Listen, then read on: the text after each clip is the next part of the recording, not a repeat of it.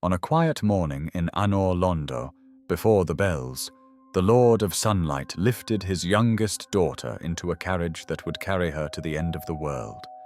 He had told her she was going to a beautiful city by the sea.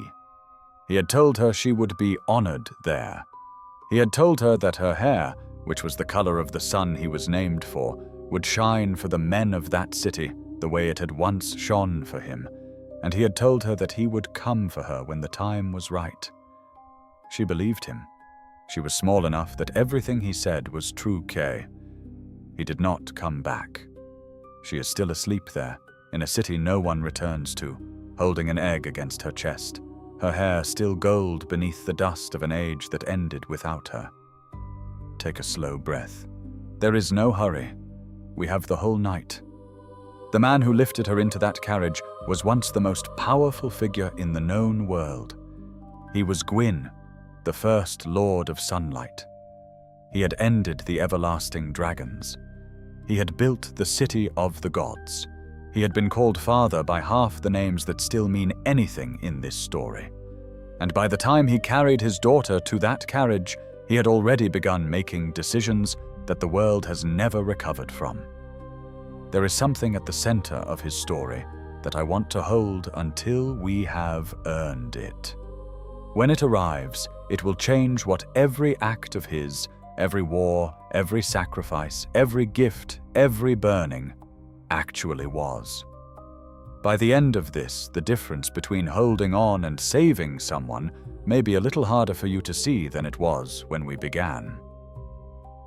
Before there was fire, the world was unfinished. There was no light to speak of, only a pale gray everywhere, the color of stone before anyone had given it meaning. The sky had not been separated from the ground, and the ground had not been separated from the sea, and the great arch trees stretched up through the fog without anyone left to look at them. The everlasting dragons lived in the high places. Their scales were the same gray as the rock, and they did not die because there was nothing yet that could end them. And then the fire came. No one wrote down where it came from. The oldest accounts say only that one day there was no flame, and the next day there was, and that the world after the flame was nothing like the world before it. The flame brought disparity, the first difference between hot and cold, between light and dark, between life and death. Everything that had been one thing was now two things. Everything that had been still was now moving. Everything that had been quiet had a voice now, and many of those voices were grieving because they had not been able to grieve before. In the heart of that first flame, 4 souls were found. 3 of them belonged to beings who would shape the age that followed.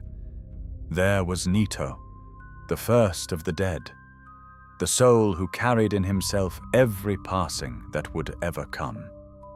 There was the Witch of Izalith, who held in her the warmth of the flame itself, the heat that gave every fire its life. And there was Gwyn, who took the lightning of the storm and made it his, the soul of sunlight, the one whose name we have come tonight to know. These 3 would call themselves lords. They would shape the age that followed. They would be remembered for thousands of years. There was a 4th soul. The histories almost forget to mention it.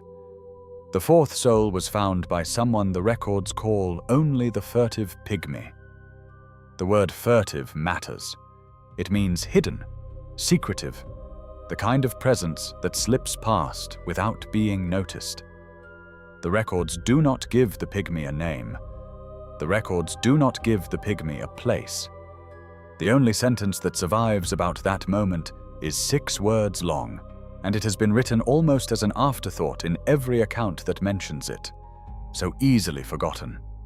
That is what the records say about the discovery of the 4th Lord Soul. Not concealed, not lost, so easily forgotten. The phrasing matters. It is not the language of accident. It is the language of someone who knows. Someone made a decision, at the moment of writing, to let the fourth soul slip out of memory. Hold on to that sentence. Hold on to the careful phrasing of it. We will come back to it before the night is over, and each time it will mean a little more than it did before. The Lord Souls gave Gwyn and the others a power the dragons did not have. They could die. They could be killed. They could be ended. And so the gods went to war. The histories tell this part as a triumph. But there is a sentence in the records of that war that the priests do not often read aloud, because it makes the victory feel different than it sounds.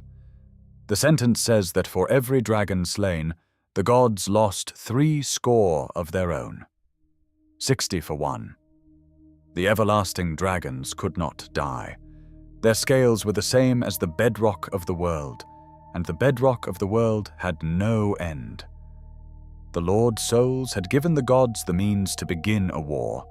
They had not given them the means to win one. And then a dragon betrayed his own kind. His name was Siath, and he had been born without scales.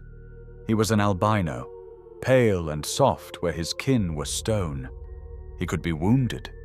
He could bleed. The other dragons had let him live among them, but never as one of them. And somewhere in the long centuries before the fire, he had learned what the rest of his kind were too proud to learn.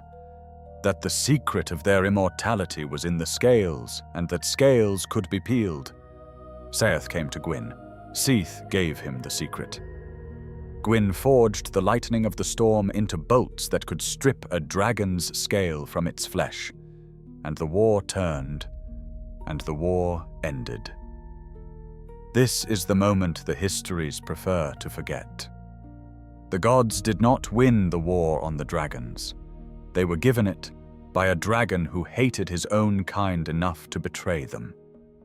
Without Seath, Gwyn loses. Every cathedral that rose in the centuries after, every prayer offered to the Lord of Sunlight, every peace the world enjoyed, was built on the soft, pale back of a creature laughed at by his own kin for being different from them. Gwyn rewarded him. He gave Seath a dukedom. He gave him a piece of his own Lord Soul. He raised him a great library at the edge of Anor Londo, and let him fill it with all the books a being so curious might want. It would not be the last time Gwyn's gifts came with consequences he did not foresee. In the same war, another power served at his side. The furtive pygmy, the one the records had been so careful to forget, sent its own to fight beside him. They were small, hidden in plain armor, given weapons forged in the abyss, because the abyss was the only place where the dark could still be drawn on like fire. Their numbers and names were not recorded. They died at the front, where the dragons could see them. They died as cannon fodder. When the war was over, Gwyn looked at the abyss-forged weapons of the pygmy soldiers who had survived, and he made a decision. He cast a seal of fire upon them. He told the pygmies it was a blessing. It was a containment. The seal was meant to suppress the abyss inside their craft. It was meant to keep the pygmies, the bearers of the fourth Lord Soul, the ones the histories had been so careful to forget, from ever discovering what they actually were. Hold on to that seal. The seal of fire Gwyn cast on the pygmies' weapons is the same seal he will, much later, press into the souls of every human who walks the world. The brand that marks every hollow alive is not a curse that came from the dark. It is the seal of fire. It is Gwyn's seal. We will get there. The age that followed was the most beautiful the world had ever known. In the high country, where the sun never set on the white stone of his city, Gwyn raised Anor Londo. The cathedrals rose first, then the long bridges, then the gold-leafed roofs of the courts. Light fell through the windows in colored shafts, the way it falls through the windows of every cathedral that has ever been modeled, knowingly or unknowingly, after that one. There was music. There was warmth. There was the kind of safety that only exists in places that have not yet learned what they are afraid of. Gwyn had 3 children the world remembers. There was Guinevere, the eldest daughter, whose presence was so radiant that visitors wept upon entering her chamber. There was Gwyndolin, the youngest son, born under moonlight rather than sunlight, whose nature was so mismatched with the lineage he had been born into that his father had him raised as a daughter rather than face what it meant to have an heir who belonged in part to the dark. And there was a 3rd child, the firstborn, whose name? The records do not say his name. There was a firstborn son. Of that much the records are sure. He was the eldest. He was the strongest. He was the god of war, second only to his father in might, and he was the first to ride into the war on the dragons at his father's side. His statue once stood in Anor Londo. The plinth still stands. The statue does not. What survives is that the firstborn fell from grace, that he was stripped of his godhood, that his name was scrubbed from every record his father had any influence over. There is a phrase in the old languages for this kind of erasure: damnatio memoriae, the damnation of memory, the punishment by forgetting. The records do not say what the firstborn did. They only say that whatever he did, the father who built the most beautiful city in the world decided that the right response was to remove the child from his own history. Hold on to the firstborn. We will come back to him. He is one of the doors that opens late. Gwyn had 4 knights. There was Artorius, who would walk into the abyss for him and would not come back the same. There was Ornstein, the dragon slayer, the captain of the 4, whose final fate would be to follow the firstborn into the dragon's country and never return. There was Ciaran, the only woman among the 4, who loved Artorius the way someone loves a person they cannot save. And there was Garth, the giant, the Hawkeye, whose arrows could pierce a dragon's scale before Seath ever taught the world how to do it. These 4 served him at the height of his power. None of them came through who he became whole, not all of them in body, and not any of them in spirit. The age was beautiful. It is important to remember that before what comes next.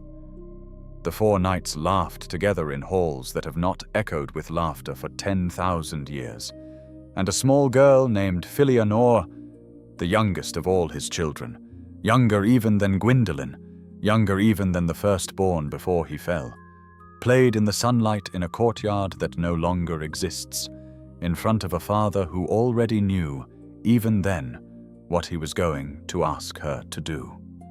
The fire began to fade, and no one wanted to be the one to say it out loud.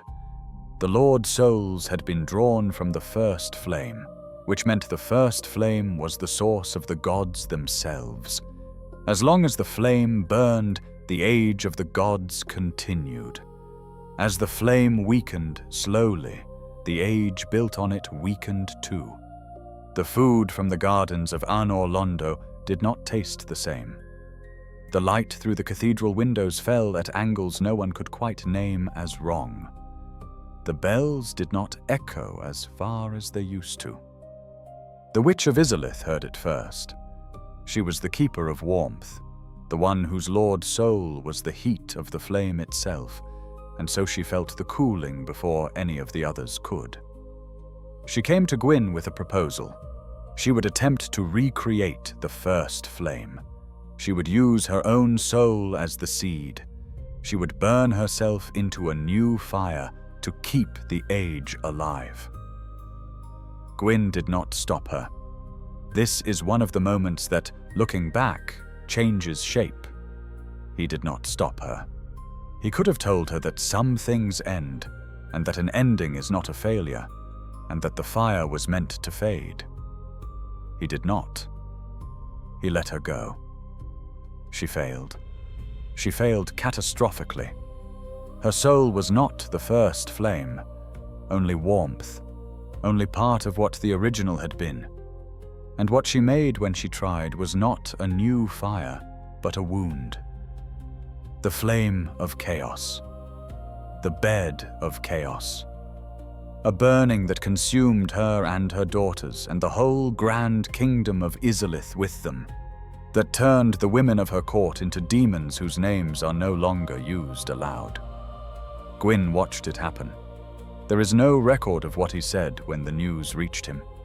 There is no record of what he did the night the witch who had been his ally for the entire age burned herself out of the world. The histories are silent on this. What the histories are not silent on is what happened next. Gwyn took it as a sign that the age could be saved. That is the moment most people miss. The witch's failure should have been proof that the age was over. The Witch of Izalith, one of the 4 soul bearers, one of the founders of the age itself, had given her life to delay it, and the only thing she created was a burning that destroyed her family and her kingdom. The age could not be saved. The flame was meant to go out. But Gwyn did not see it that way. He saw a method that had failed and decided in private that the method needed to be refined. He saw the burning of one of his oldest companions and decided in private that the burning had only failed because she was not him. This is where the story stops matching the one most people are told. From this point on, every act of Gwyn's that the world remembers as a sacrifice is something else underneath. It is a refusal. It is a man who has been told the age is ending, who has watched one of his closest companions die proving it, and who has decided that ending the age is not what the gods are for. The fire was meant to fade. Hold on to that. We are getting close to the part where the fact begins to matter. The gods began to leave Anor Londo. They did not announce it. There was no decree, no edict, no day of departure marked on any calendar. They simply began to disappear, one by one, the way servants disappear from a house that has begun to fail. By the time the eldest daughter Guinevere left, the city was already half empty, and she, who had been the radiant center of every chamber she entered, left at night with only a small retinue, and did not say goodbye to her father directly. Gwyndolin stayed. Of the 3 remembered children, only the youngest son remained. He had been raised as a daughter, in part because his moon-aligned nature did not fit a son of sunlight, and in part because his father had needed a child who would never leave. He was given the powers of illusion. He was given the keeping of the city. When everyone else fled, he stayed in the empty halls and used his illusions to make the city look as though it was still full. He made the throne of his sister appear occupied, even after she had taken everything she could carry and left for somewhere she would not name. Gwyndolin's loyalty is one of the most tragic in this story. He stayed in a city that was no longer a city, casting illusions of a family that was no longer his, for a father who had already begun building the next part of his plan and had not told him about any of it. And then there was the firstborn. The records still do not say his name. What the records do say is that he had been the god of war. Second only to Gwyn in martial power, the captain of the dragon hunters before Ornstein took that role from him. He had been on the front lines of the war that Seath's betrayal had won. He had seen what the slaughter of the dragons had actually looked like, and something in him had turned. He had begun to side with the dragons that survived. He had begun to mourn them. The records do not say that his father stripped his name. The records say only that his name is no longer in the records. The damnation of memory is supposed to be done quietly, so that no one even knows there was a person to forget. The fact that the firstborn's plinth still stands in Anor Londo with no statue on it is the only thing that gives him away. He existed. He has been removed. The world will meet him again, 10,000 years from this moment. He will be living among the dragons his father did not finish killing. He will have a wyvern as his mount and a storm lord's spear as his weapon, and he will not speak. He has not spoken in 10,000 years. There was one more child, the youngest of all of them, younger than the firstborn before he fell, younger than Gwyndolin in his lonely halls, younger than Guinevere by enough years that they had never quite known each other. Her name was Anor. She is the one her father carried to the carriage. Gwyn had a problem he could not solve by himself. The age was failing. The witch's burning had failed. His family was leaving him. His firstborn had been removed from the records. His silver knights, the ones who had survived the war on the dragons, were beginning to look at the empty halls of Anor Londo with the kind of expression soldiers wear when they have realized the cause has already ended without them. And there was the dark. There was always the dark.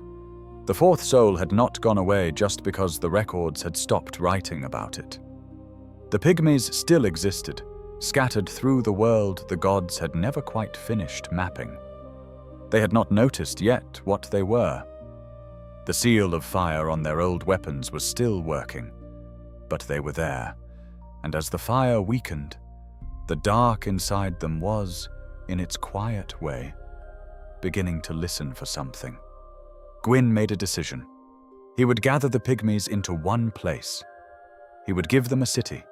The gift would be so beautiful that no pygmy would ever leave it, and the city would sit so far from the rest of the world that no pygmy would ever be tempted to look elsewhere. At the very edge of where the world stopped being the world, the fourth Lord Soul would remain undisturbed for as long as the gift was honored. The city was called the Ringed City. The pygmies who accepted his offer became its lords. It was a containment, the most beautiful containment ever built. It had towers and galleries and gardens that no human eye outside its walls would ever see. And to seal the gift, Gwyn gave them his youngest child. The official version is that she was a token of trust. The official version is that she went freely. The official version is that her father told her she was being honored and would come for her when the time was right, and that her hair, the gold of his own, the same color as the sun he was named for, would shine for the lords of the Ringed City the way it had once shone for him. She believed him. She was small enough to believe him. She was the youngest child of the Lord of Sunlight, and her father had never lied to her in any way she could detect. And so when he placed her into the carriage that morning in Anor Londo, she leaned her head against the cushion, and she watched the city of her childhood disappear behind her, and she trusted that he was telling her the truth. He never came. He never sent for her. He never wrote. The Ringed City was, by his design, far enough from the world that no one ever passed through it, and Anor was alone there with men who had been chosen for the gift because they were the most powerful pygmies the world had to offer, and she was a child. What she did eventually was sleep. She fell asleep in the great chamber at the heart of the Ringed City, holding an egg against her chest, and she has not woken in the long years since. The pygmy lords kept watch around her. They believed, and they were partly right, that her sleeping kept the dark contained. They believed they were protecting her. What they did not know, and what she did not know, was that the sleep had been her father's idea before he ever sent her there. The sleep was the containment. She was not being honored. She was the lock. Hold the carriage, hold the small girl in it. The next part is the part where her father walks into the kiln of the first flame, and we are about to find out what he was actually doing when he did. The demons of Izalith had multiplied. The witch's burning had not produced a new flame. It had produced a wound, and from the wound came demons, and the demons were spreading. They came up through the cracks in the lower world. They burned the cities of the south. They were heading north, toward Anor Londo, toward the heart of the age, and Gwyn, who had not won a war in a long time, took his silver knights and went to meet them. He lost. This is not the part of the story that is told often, because it is the part that does not flatter the Lord of Sunlight. Gwyn took his knights into Izalith, and the chaos burned them. Their armor, the silver that had once shone like cold moonlight, turned black. The men inside the armor came out the other side of the flame as something else. They had served their lord. They had charged into a fire on his command. The fire had not killed them. It had only changed them. Gwyn retreated. He left the demons unfinished. He left his silver knights scattered across the south, with armor the color of soot and orders that no longer made sense. He went home. And in the empty halls of Anor Londo, with his children gone or hidden or sent away to sleep at the end of the world, he made his last decision. He gathered what was left of his lord's soul. He divided it. He gave a piece to the 4 kings of New Londo, who would later be consumed by the dark and become the kind of horrors that drown a city to silence them. He gave a piece to Siath the Scaleless, who would use it to drive himself further into the madness of his immortality research. What he brought into the kiln was not a sacrifice. We are about to see what it actually was. What was left of him after the dividing, the burning, sun-bright core of who he had been, he carried into the kiln of the first flame. The kiln is a place at the heart of the world. Most who have heard of it imagine it as a vast forge, a great fire pit, the kind of architecture worthy of a god. It is none of those things. It is small. It is quiet. The ash is fine and pale and does not move when you walk through it. The light comes from a single low flame at the bottom of a shallow basin in the center of the chamber, and the flame, by the time Gwyn reached it, was the size of a candle. He sat down beside it. He took what was left of his lord's soul and placed it into the flame as kindling. He burned. This is where the story is supposed to end with the word sacrifice. This is where the histories are supposed to write that the Lord of Sunlight gave his life so that the age of fire might continue. This is where the priests are supposed to bow their heads and the candles are supposed to be lit, and the children of the cathedrals are supposed to be told that they live in a world saved by a God who loved them enough to die for it. That is not what happened. The fire was meant to fade. That is the sentence the story turns on. The Age of Fire was a stage the world was passing through, and at the end of that stage, the dark was supposed to inherit. The furtive pygmy, the one the histories had been so careful to forget, was the inheritor. The fourth Lord Soul was not a threat to the age. It was the next age. Gwyn knew this. That is the part that changes the story. He knew. He had spent the entire age building containments around a truth he did not want to face. He had cast his seal of fire on the pygmies' weapons. He had hidden the fourth soul in the records. He had built a city at the end of the world to house its bearers. He had sent his own youngest child to sleep in the heart of that city as the final lock. Every act of his since the Witch of Izalith burned out of the world had been an act against an ending he had been told, in advance, was meant to come. When he sat down beside the failing flame in the kiln and burned what was left of himself into it, he was not saving the world. He was refusing to let it become what it was meant to be. The flame did not go out. It rose on the ash of his soul into something like the fire it had once been. The Age of Fire continued, and the cost of his refusal, the cost of one god deciding that the next age would not happen on his watch, was not paid by him. It was paid by everyone who came after him. The dark sign appeared on the bodies of human beings the moment the fire was relit. It looked, to those who saw it, like a brand burned into the skin from the inside.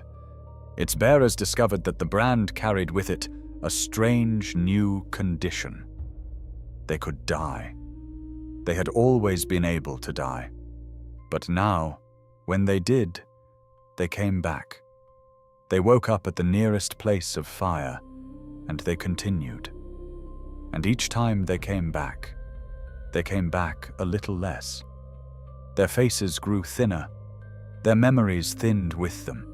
Their loved ones, the names of their children, the rooms of the houses they had lived in their whole lives, all of it became, slowly, harder to keep. When they had lost enough, they went hollow. A hollow is not exactly dead. A hollow is what is left when a human has died too many times and has lost too much each time. Hollows do not remember their names. Hollows do not remember the faces of the people they loved.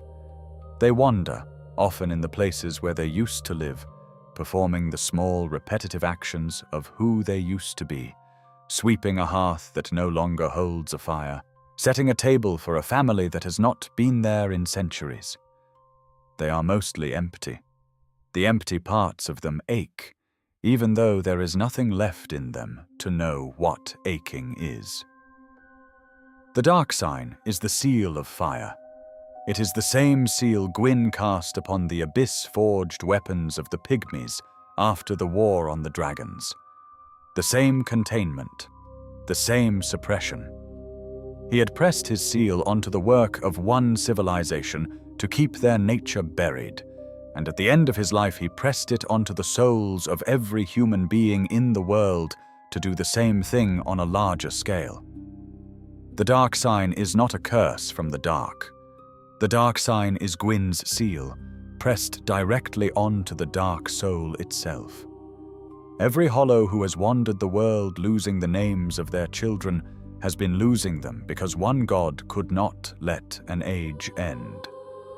Every undead, every cycle, every pyromancer trying to coax a flame out of a dying ember, every lord of Cinder that has come after him and chosen, like he chose, to burn rather than to let go. All of it is downstream of one decision. All of it is the cost of his refusal. The Silver Knights who had charged into Izalith and come back, Chard discovered, slowly, what he had done. Their armor stayed black. Some of them stayed loyal. Some of them stayed loyal even after the loyalty had stopped making sense. They became the Black Knights, soldiers of a god who had refused to die properly, defending empty rooms in a city whose lord was no longer himself. Gwyn, by then, was no longer Gwyn. He had burned what was left of himself into the flame. The thing that sat at the kiln after the linking was a hollow. It had the shape of him. It had the great mantle and the long, pale hair and the hands that had once held a daughter and lifted her into a carriage. But the lord who had done those things was gone. He sat in the ash for thousands of years afterward, slack and silent, waiting for someone to come. He did not know what he was waiting for. The hollow does not know things. But every so often a small movement would pass through him, a motion that might once have been remembering. He would lift his hand toward something that was not there. He would lower it again. There are details in this story that survive only because someone, somewhere, decided not to scrub them. The line about the furtive pygmy is one of them, so easily forgotten. The phrasing in the original, careful, almost apologetic, survives in only a handful of texts. Most accounts of the founding skip the fourth soul entirely. The line was almost lost. Whoever wrote it down knew, and wanted whoever read it later to know, that the forgetting had been done on purpose. In a small graveyard at the edge of the woods near Anor Londo, 2 paired blades lie beside an unmarked grave. The blades are slender. Assassins' weapons, made for movement rather than weight. The grave belongs to Artorius. The blades belonged to Ciaran. She had been the only one of the 4 knights who loved another of the 4, and the one she loved had walked into the abyss for the lord she also served, and that lord had not saved him. She gave up her swords there. She had no use for them after that. The seal Gwyn cast on the pygmies' weapons survives, in fragments, on a few of those weapons themselves. By those who know the old script, it can still be read. The wording is plain. What is sealed is to remain sealed until the Lord wills it.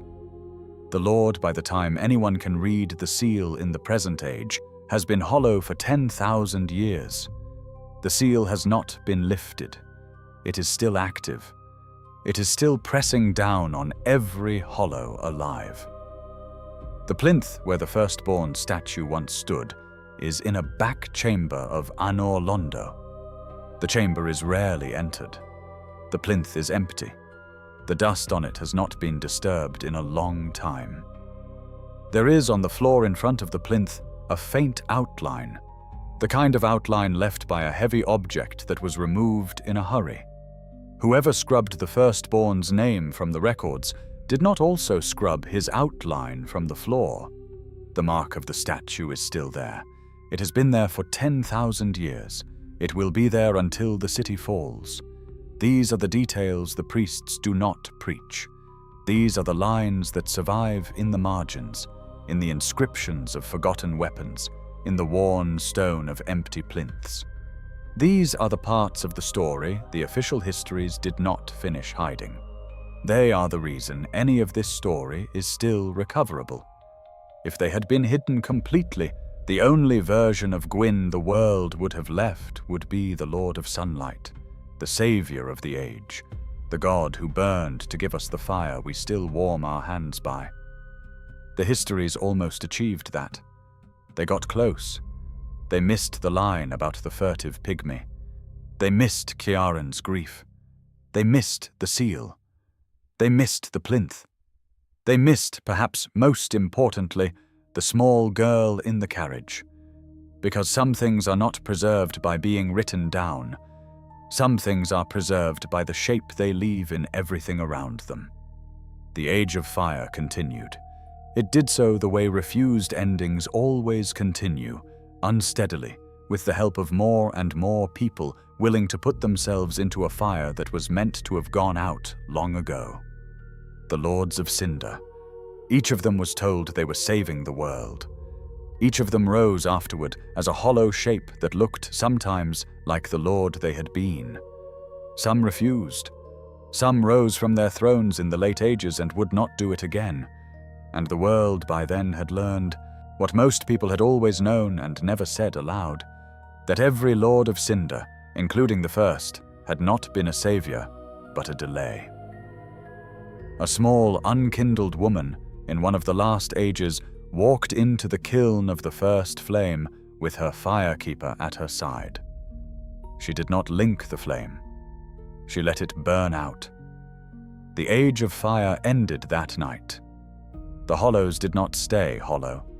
The seal of fire on the dark soul was lifted, because there was no longer a fire to seal it with, and the children of the furtive pygmy, the inheritors the records had been so careful to forget, woke into themselves at last. Filianor did not wake. This is the part of the story that does not have an ending. The ringed city stayed at the end of the world. Filianor stayed asleep at the heart of it. The pygmy lords around her stayed dead at their posts, having outlived their charge by thousands of years. The egg in her arms stayed unbroken until the moment a stranger touched it, and the world that had been built around her dream collapsed in a single breath, and even then she did not wake. She slept through the dark settling. She slept through the last hollow, finding peace. She is sleeping now. The carriage that carried her to the end of the world is no longer remembered by anyone. The drivers have been dead for 10,000 years. The path the carriage took has been rewritten by 10,000 years of weather. What she said when the gates closed behind her, what she asked, and how many times she asked it, is not in any record. The world is not entitled to it. The Lord of Sunlight is a name still used in some of the temples that remain. He is still called a savior. The priests still light candles for him on the days that used to be his feast days. They do not know what he did. They do not know about the small girl in the carriage, or the seal on the dark soul, or the firstborn whose name was scrubbed because he could not bear what his father had done. They know only the version of the story the histories agreed to keep. They tell their children he saved them. He did not save them. He held on to them too long. There is, in some ways, no difference between those two things. There is, in other ways, all the difference in the world. On a quiet morning in Anor Londo, before the bells, the Lord of Sunlight lifted his youngest daughter into a carriage that would carry her to the end of the world. She believed him when he said he would come back. She was small enough that everything he said was true. He told her she was going to a beautiful city by the sea. He told her her hair, which was the color of the sun he was named for, would shine even at the end of all things. He held her for one long moment, and she held him back, and then she settled into the cushion of the carriage and watched the city of her childhood disappear behind her. We know now what she was being given for. We know now what the sleep was. We know now that the carriage was not a gift. We know now that the father who lifted her into it had already decided, weeks earlier, that her sleep would be the lock on the part of the world he could not bring himself to release. She is still asleep there. She is asleep at the end of the world, holding an egg that no one is left to break, with hair the color of the sun, under dust the color of nothing, in a city that has outlived everyone who ever knew her name.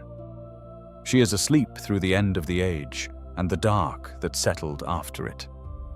She is asleep through the new age and the small flames that began to gather in it.